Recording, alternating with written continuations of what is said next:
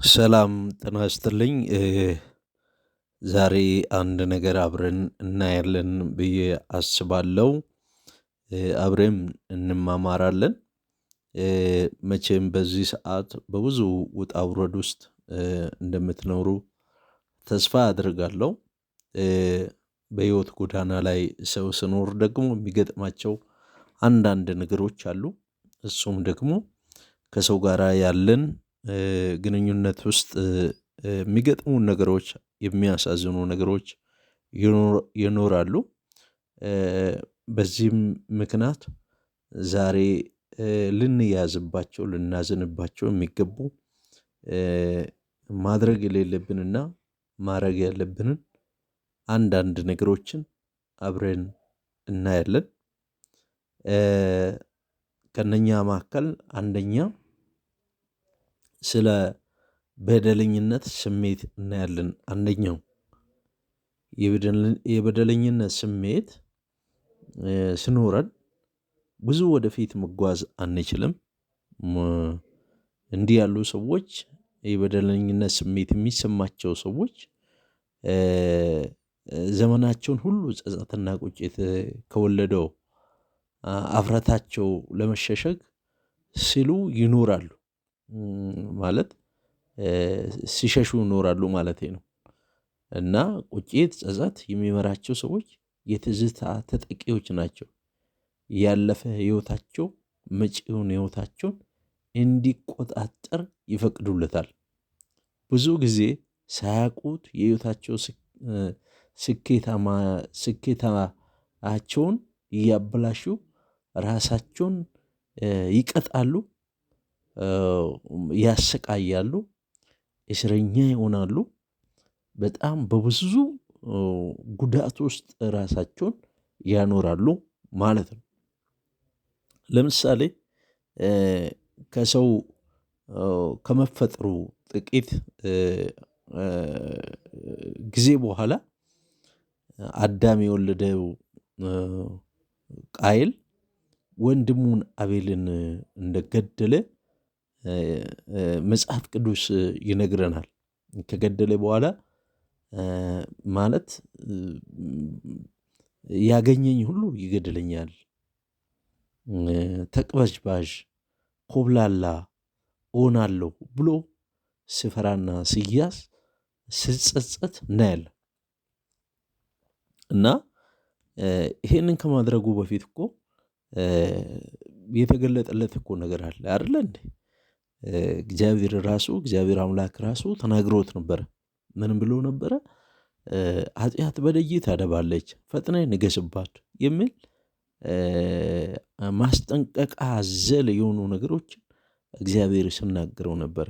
ነገር ግን አልሰማም፣ ወንድሙን ገደለ። ከዛ በኋላ ጸጸትና ሐዘን ሕይወቱን ያሰቃየው ጀመር ማለት ነው። እና የትናንትና በደላችን፣ የትናንትና አፍረታችን፣ የትናንትና ስራችን ዛሬ ላይ እስረኛ ሊያደርገን አይገባም። ምንም እንኳን የዛሬ ኑሯችን የትናንትና ውጤት ቢሆንም የትናንትና ኑሯችን ግን የዛሬ እስረኞች ሊያደርገን አይገባም። ምክንያቱም እግዚአብሔር ባለፈው ሕይወት የሚወሰን አምላክ አይደለም። እግዚአብሔር ሙሴ የተባለውን ነፍሰ ገዳይ ወደ ሕዝብ መሪነት አምጥተዋል። ጌዴዎን የተባለውን ፈሪ እግዚአብሔር ወደ ደፋርነት፣ ወደ ጀግንነት አምጥተዋል። በአንተ ቀሪ ሕይወት እንዲሁ አስደናቂ ነገሮችን ሊያደርግልህ ይችላል። እግዚአብሔር ለሰዎች አዲስ የሕይወት ጅማሬ በመስጠት የተካነ አምላክ ነው። መጽሐፍ ቅዱስ እንደዚህ ይላል፣ በተስፋ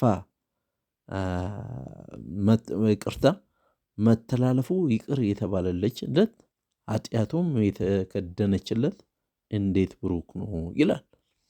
ስለዚህ እግዚአብሔር ኃጢአትን የሚክድን መተላለፍን ይቅር የሚል አምላክ ነው። ስለዚህ በበደለኝነት ስሜት ውስጥ በመሆን ራሳችንን ማሰር፣ መቆዘም፣ መብሰልሰል አይገባም ማለት ነው። ሁለተኛው ብዙ ሰዎች በቂምና በቁጣ ይመራሉ። በቂም በቁጣ ይመራሉ። እንዲህ ያሉ ሰዎች ደረሰብን የሚሉት ጉዳት ከማስወገድ ይልቅ አቅፎ ይኖራሉ። የጉዳታቸውን ስቃይ በይቅርታ ከማስወገድ ይልቅ በመደጋገም ያሰላስሉታል። አንዳንዶቹ ደግሞ ዝም በማለት ንዴታቸውን በውስጣቸው አምቀው ይዙታል። የቀሩት ደግሞ የታመቀ ቁጣቸውን ያፈነዱትና በሌሎች ላይ ጉዳት ያደርሳሉ፣ ይቆጣሉ፣ ይጮኻሉ። ጤናማ ባልሆነ ሕይወት ይጓዛሉ። የማይጠቅሙ እነኚህ ነገሮች የማይጠቅሙ ነገሮች ናቸው። የማይጠቅሙ የማይረቡ የማይጠቅሙ ነገሮች ናቸው። አንተ ቂም መያዝ ቂም ያስክበት ሰው ላይ ከሚደርሰው ጉዳት ይበልጥ የሚጎዳ አንተኑ ነው፣ እኛኑ ነው። ያ የበደለን ሰውዬ እሱ ነፃ ከወጣ ቆይቷል። እሱ ረስቶታል። እሱ እንቅልፉን ይተኛል። እሱ ይበላል፣ ይጠጣል፣ ደስታውን ይኖራል። አንተ ግን ተይዘሃል፣ ውስጤ ተይዘዋል። እኛ ንዴት ውስጥ ነው ያለነው። ግፊት ይመጣል፣ ጮጋራን የሚልጡ ነገሮች ይመጣሉ። በሽታ ላይ እንወድቃለን ማለት ነው። ስለዚህ ይቅር ማለትን መማር መቻል አለብን። ጌታ ኢየሱስ መስቀል ላይ ሆኖ እንደዚህ ያለ ኤሎሄ ኤሎሄ ላማ ሰበቅታኒ፣ አባት ሆይ ለምን ተወከኝ አለና የሚያደርጉትን አያውቁምና ይቅር በላቸው ብሎ አንቀላፋ ይላል። የእሱ ደቀ መዝሙር የሆነ ደግሞ ከሐዋርያት አንዱ ዲያቆን የሆነ ማለት ከሐዋርያት መካከል የነበረ ዲያቆን እስጢፋኖስ በድንጋይ ሲወግሩት እየፈረሰ እያለ የሚያደርጉትን አያውቁምና ይቅር በላቸው። በቃ ይሄ ነው። ይሄ ወደ ሕይወት ያመራል። ይሄ ይፈውሳል። ይሄ ነገያችንን ነገር ያስተካክላል ማለት ነው። ይሄ አሁን አንድ ሰው በምድር ላይ ሰው ሆኖ የሚኖር ሁሉ ሊያደርገው የሚገባ ጉዳይ ነው። ስለዚህ ይሄንን ማድረጋቸውን አትርሱ። ቂመኞች አትኑ። በደለኞች ማለት ቂማችሁን እርሱ፣ ተዉት። ይቅርት መባባል ጥሩ ነው። ስለዚህ የጎዳ ወይም ያስቀየመ ድርጊቱን ትቶ ራሱን ኑሮ እየመራ አንተ ግን ያለፈው አቅሜ መያዝ በብስጭት ትብሰለሰላለህ። ይሄ ትክክል አይደለም። ይሄ ትክክል አይደለም። ሶስተኛው ብዙ ሰዎች በፍርሃት ይመራሉ። ፍርሃት ነገን ይፈራሉ፣ ሌሊትን ይፈራሉ፣ አውሬን ይፈራሉ። ነገ ምን ይሆን ብሎ ይፈራሉ፣ ይሰጋሉ። አንዳንዶቹ በጠንካራ ቤተሰብ ውስጥ በማደግ በቃ ሕይወታቸው በፍርሃት የተዋጠ ነው። ከሰው ጋር ተግባቦት የላቸውም። ቢወጡ አንዳንድ ነገር የሚንቀሳቀሱ ተግባቦት የላቸውም። ፍርሃት ይይዛቸዋል። በፍርሃት ነው የሚመሩት እና ፍርሃት ሰው ማለት ትክክለኛ ፍርሃት ጠቃሚ ቢሆንም መጥፎ ፍርሃት ግን ገዳይ ነው። መጽሐፍ ቅዱስ ሲናገር እንደዚህ ይላል፣ የሰራዊት ጌታ እግዚአብሔርን ቀድሱት፣ የሚያስፈራችሁና የሚያስደነግጣችሁ እርሱ ይሁን ይላል። ስለዚህ ሰው መፍራት ወጥመድ ነው። ነገሮችን መፍራት ወጥመድ ነው እና መፍራት ተገቢ አይደለም። ጤነኛ ያልሆነ ፍርሃት መፍራት፣ ልብ ማለት ፍርሃት መፍራት። እንዲህ ያሉ ሰዎች ስጋታቸው በጣም ከፍተኛ ነው። ሁሉንም ይፈራሉ እና ትልቁንም ትንሹንም ይፈራሉ። ስለዚህ ይሄ ትክክል አይደለም። ስለዚህ ፍርሃት ካለባቸው ማለት እናንተ ነፃ አልወጣችሁ። ፍጹም ፍቅር ፍርሃትን አውጥቶ ይጥላል ይላል መጽሐፍ ቅዱስ። ፍርሃትን አውጥቶ ይጥላል። ስለዚህ የሚፈራ ሰው ፍቅሩ ፍጹም አይደለም የሚልም ቦታ አለ። ነገር ግን የጥበብ መጀመሪያ ደግሞ እግዚአብሔርን መፍራት ነው የምለው። ስለዚህ እግዚአብሔርን መፍራት ነው እንጂ ሁኔታችን መፍራት አያስፈልግም። ነገ እንዴት ይሆናለሁ፣ ምን እበላለሁ፣ ምን እጠጣለሁ፣ ልጆቼ እንዴት ይሆናሉ፣ ይሄ ትክክለኛ ፍርሃት ነው። ግን ደግሞ በእግዚአብሔር በአምላክ ፊት ጸሎታችንን ሸክማችንን መጣል ነው እንጂ ፍርሃት ምንም የማይጠቅም ጉዳይ ነው። አራተኛው እናያለን። ብዙ ሰዎች ለመበልጸግ ባላቸው ምኞት ይመራሉ። እንዲህ ያሉትን ሰዎች የህይወታቸው ዋና ግብ ሀብት ማግኘት ነው። ሀብት ማግኘት፣ ገንዘብ ማግኘት፣ ገንዘብ በገንዘብ ላይ መጨመር፣ ፎቅ በፎቅ ላይ መደረብ፣ መኪና በመኪና ላይ መግዛት፣ መደረብ። እንዲህ ያሉ ሰዎች በብዙ ስቃይ ራሳቸውን ይወጋሉ። ገንዘብን መመኘት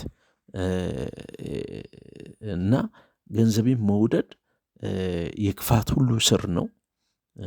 ብዙዎች ይህንን ሲመኙ ከሃይማኖት ተሳስቶ በብዙ ስቃይ ራሳቸውን ወጉ ይላል እና እነኚህ ሰዎች ገንዘብ ሳገኝ ደስተኛ ሆናለሁ፣ ስኬታማ ሆናለሁ፣ የብስ ማለት በጣም ከፍ በሕይወቴ በአስተማማኝ ሁኔታ ላይ ይሆናል ምናምን ይላል። ገንዘብ ደስታን አይገዛም። ገንዘብ እንቅልፍን ገንዘብ ደስታን አይገዛም። ገንዘብ እንቅልፍን አይገዛም። ገንዘብ አልጋን ልገዛ ይችላል፣ ግን እንቅልፍን ልገዛ አይችልም። ገንዘብ በፍጹም ሰላምን ልገዛ አይችልም። ገንዘብ ሰላምን የሚሰጥ እንቅልፍን የሚሰጥ ቢሆን ኖሮ ብዙ ሰዎች ሰላምን ጠራርጎ ገዝቶት እኛም ባዶአችንን ባስቀሩ ነበር። ስለዚህ ገንዘብ በመጣ ቁጥር ብዙ ስጋቶች፣ ብዙ ፍርሃቶች፣ ብዙ ጭንቀቶች እንደሚመጡ ሰዎች ይህንን አይገነዘቡም። ስለዚህ ምኞት በምኞት ላይ እና ከገንዘብ ጀርባ ያሉ በጣም ብዙ ነገሮች የሰውን ሕይወት በጣም አበላሽቶታል። የሰውን ሕይወት ጎድቷል። ማለት ምድራችን ላይ ከሚደረጉ ማናቸውም ነገር ጀርባ ያለው ምንጩ ምንድን ነው? ገንዘብ ነው። ገንዘብ። ስለዚህ ለሁለት ጌቶች ልትገዙ አትችሉም ብለዋል ጌታ ኢየሱስ። አንዱ ገንዘብ ነው፣ አንዱ እግዚአብሔር ነው። ስለዚህ ገንዘብ አገልጋያችን እንጂ ገንዘብ አምላካችን አይደለም፣ ሊሆንም አይገባም። ስለዚህ ይሄ ከዚህ ነገር ውስጥ እንደዚህ አይነት ህይወት ውስጥ የምትኖሩ ከሆነ ይሄንን ከውስጣቸው አውጡት። ይሄንን ከውስጣቸው እንድታወጡ ዛሬ በዚህ ሌሊት እመክራቸዋለሁ፣ በዚህ ማታ እመክራቸዋለሁ ወገኖቼ ወይ። እሺ፣ ስለዚህ ይህንን እናያለን ማለት ነው። ማለት አንተ ከዚህ ነገር ብትወጣ ለአንተ መልካም ይሆንልሃል ማለት ነው። ስለዚህ አምስተኛውን ስንመለከት ብዙ ሰዎች በሌሎች ዘንድ ተቀባይነት በመፈለግ ማንነት ይመራሉ። እነዚህ ያሉ ሰዎች ወላጆቻቸው ወይ ልጆቻቸው ወይም ደግሞ አስተማሪዎቻቸው እነዚህ ልጆች ወዳጆቻቸው ከእነርሱ የሚጠብቁትን ነገር ለማሟላት የሚያደርጉት ጥረት ህይወታቸውን እንዲቆጣጠር ይፈቅዳሉ። ምክንያቱም ተቀባይነት፣ ተፈላጊነት፣ ትልቅ መሆን እና በዚህ ህይወት የሚመሩ ሰዎች አሉ። ይሄ ሆነን ለመናገር ራስን አለመሆን በጣም ብዙ ጉዳት ያመጣል። ትክክል አይደለም። ተቀባይነት ለማግኘት በሰዎች ፊት ተቀባይነት ለማግኘት እንደሱ አይነት አባዜ ካለ የማትሆኑትን እንድትሆኑ ያደርጋቸዋል ማለት የማትሆኑትን እንድትሆኑ ያደርጋቸዋል። አንዳንድ ሰዎች ከጎለመሱ በኋላ እንኳን ለማስደሰት አስቸጋሪ በሆኑ በወላጆቻቸው ተቀባይነትን ለማግኘት ይፈልጋሉ። ሌሎች ደግሞ ሰዎች ስለ እነርሱ የሚያስቡት ነገር እያስጨነቃቸው በእኩዮቻቸው ተጽዕኖ ይመራሉ። የሚያሳዝነው ግን ብዙ ሰዎች ለማስደሰት የሚሞክሩ ሰዎች በሂደቱ ራሳቸውን ያጣሉ፣ ራሳቸውን የሚያጡት። ስለዚህ እነኚህ ሰዎች ራሳቸውን አጥቶ ተንከራታች ኮብላላ ሆኖ ይቀራሉ። አይገርማችሁ? አንድ ጊዜ ኬፋ አይሁድን ሲያይ አይሁድ ይመስል ነበር። አሕዛብ ሲመጣ ደግሞ አሕዛብን ይመስል ነበር። ስለዚህ ኬፋ ደግሞ በግብዝነቱ ስሳብ ኬፋን ፊት ለፊት ገሰስኩት ነው ምለው። ፊት ለፊት ገሰስኩት ነው ምለው እና ስለዚህ እንደሱ አይነት ግብዝነቶች አሉ በሰው መካከል አሉ እና እሱም ማስወገድ ተቀባይነት። በቃ ስራን ስራ፣ ትምህርትን ተማር። የተማርከው ትምህርት ተቀባይነት እንዲኖር ያደርጋል። በደንብ ከሰራ፣ በደንብ ከተጋ፣ በደንብ ህይወትን ካስተካከልክ፣ ማድረግ የሚገባን አድርገ ማድረግ የማይገባን ነገር የምታደርግ ከሆነ ተቀባይነቴ እየበዛ እየጨመረ ይመጣል ማለት ነው እና ስለዚህ ተቀባይነትን አገኛለሁ ብለህ ራስን መሸጥ የለብህም። ራስን ማዋረድ የለብህም። ራስን የሰው ጫማ ውስጥ ማስገባት የለብህም። ስለዚህ ይሄንን ዛሬ ይሄንን ምክሬ ይሄ ነው። ባላችሁበት ሰላማችሁ የበዛ ይሁን። እናመሰግናለን። መልካም ሁሉ ተመኘሁላችሁ። እግዚአብሔር ይስጥልን። ሰብስክራይበር ማለት ሰብስክራይብ ማድረግን አትርሱ። ላይክ ሼር ማድረግን አትርሱ። ለቤቱ አዲስ የሆናችሁ ደውሏን በመጫን ቤተኛ ይሁኑ፣ ቤተሰብ ይሁኑ። እናመሰግናለን። መልካም ጊዜ ይሁንላችሁ። ባላችሁበት ሰላማችሁ የበዛ ይሁን። ሰላምን ሁሉ ተመኘው። እግዚአብሔር ከእናንተ ጋር ይሁን። ዘመናችሁ ሁሉ የተባረከ ይሁን። አመሰግናችኋለሁ። ባይ ባይ።